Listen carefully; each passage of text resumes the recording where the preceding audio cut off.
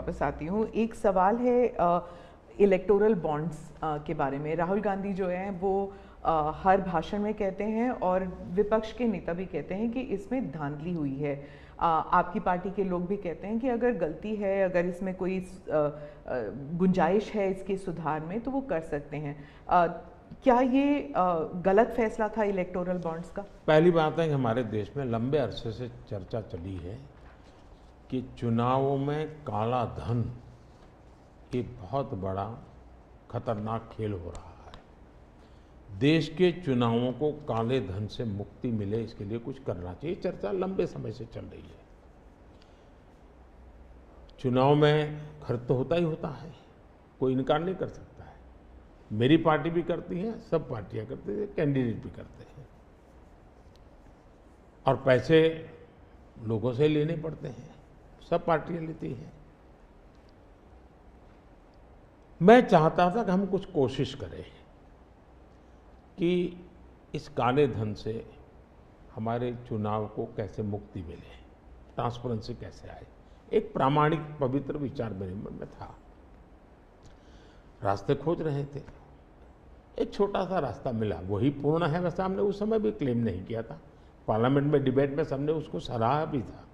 आज जो लोग उलट पुलट बोल रहे हैं उन्होंने सराहा था, पार्लियामेंट डिबेट देख लीजिए। हमने कैसे कैसे काम किया, जैसे 1000 और 2000 के नोट खत्म कर दिए। चुनाव में वही बड़े बड़ी मात्रा में ट्रैवलिंग करते हैं, क्यों कि ये काला धन खत्म हो। हमने सुप्रीम कोर्ट ने कहा था कि 20,000 रुपये तक पॉलिटिकल पार्टियां कैश ले सकती हैं। मैंने कानून बनाकर, नियम बना करके 20,000 को 2,500 कर दिया। क्यों? क्योंकि मैं नहीं चाहता था कि ये कैश वाला कारोबार चले। फिर मैंने कहा है कि इलेक्टोरल बॉन्ड, कि जो पार्टी अपना सीक्रेसी मेंटेन करना चाहती है। होता था क्या, जैसे हम पहले बीजेपी में चेक से पैसा लेंगे तय किया, तो सब व्यापारी लोग हमें आकर के कहें साहब हम चेक से दे ही नहीं सकते। हमने कहा क्यों नहीं दे सकते? बोले हम चेक से देंगे तो हमें लिखना पड़ेगा, हम लिखेंगे तो जो सरकार है वो देखेगी कि ये विपक्ष को इतना पैसा दिया, तो हमें तो वो परेशान करेंगे। तो बोले हम तो पैसे देने के लिए तैयार है लेकिन चेक से नहीं देंगे। तो मुझे याद है हमारे 90 के दशक में जो चुनाव में हमको बड़ी दिक्कत आई थी, पैसे नहीं थे हमारे पास और हम नियम लगा के बैठे थे कि हम चेक से लेंगे। देने वाले देने को तैयार थे, चेक से देने की इनकी हिम्मत नहीं थी। तो ये सारी चीज़ों का मुझे पता था। तो मैंने कहा भाई, तो हमने कहा भाई ऐसा है, अब देखिए इलेक्टोरल बॉन्ड न होते तो किस व्यवस्था में ताकत है वो ढूंढ के निकालते कि पैसा कहाँ से आया और कहाँ गया।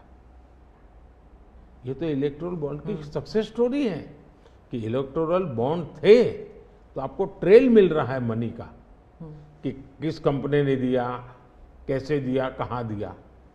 अब उसमें अच्छा हुआ बुरा हुआ वो विवाद का विषय हो सकता है, इसकी चर्चा हो। मुझे जो चिंता है वो, मैं ये कभी नहीं कहता हूँ निर्णय में कोई कमी नहीं होती है। निर्णय तो चर्चा कर सीखते हैं, सुधारते हैं, इसमें भी सुधार के लिए बहुत संभावना है। लेकिन आज हम पूरी तरह काले धन की तरफ देश को धकेल दिया है और इसलिए मैं कहता हूँ सब लोग पछताएंगे। जब बाद में ईमानदारी से सोचेंगे सब लोग पछताएंगे। अब देखिए इलेक्टोरल बॉन्ड का भी विशेषता देखिए कैसा झूठ चल रहा है। कुल देश में 3,000 कंपनियों ने इलेक्टोरल बॉन्ड दिए हैं। उसमें 3,000 में 26 कंपनियां ऐसी हैं जिन पर कार्रवाई हुई है।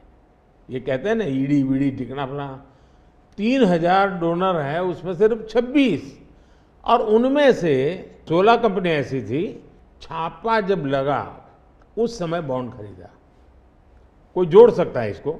अगर बॉन्ड खरीदा, लोग ये जोड़ रहे हैं, उसकी विशेषता ये है कि ये जो 16 कंपनियों ने बॉन्ड खरीदा उसमें से 37 पैसा अमाउंट बीजेपी को डोनेशन में मिली। 37, 63% बीजेपी के विरोधी पार्टियों को मिली। अगर पूरे जोड़े जाएं तो हाँ, मैं ये 16 कंपनी जिसका ईडी सीबीआई कोई न कोई उस समय एक्शन भी हुआ और बॉन्ड भी निकला। 37% अमाउंट बीजेपी ने, 63 ऑपोजिशन को। क्या ईडी रेड करे और ऑपोजिशन को डोनेशन देने का कार्यक्रम वर्क करे? क्या बीजेपी ऐसा करेगी? इसका मतलब कि 63% पैसा विपक्ष के पास जाए और आप आरोप हम पर लगाएं, लेकिन उनको गोलमोल बोलना है और भाग जाना है। हम ट्रांसपेरेंसी की बात करते हैं तो विपक्ष कहता है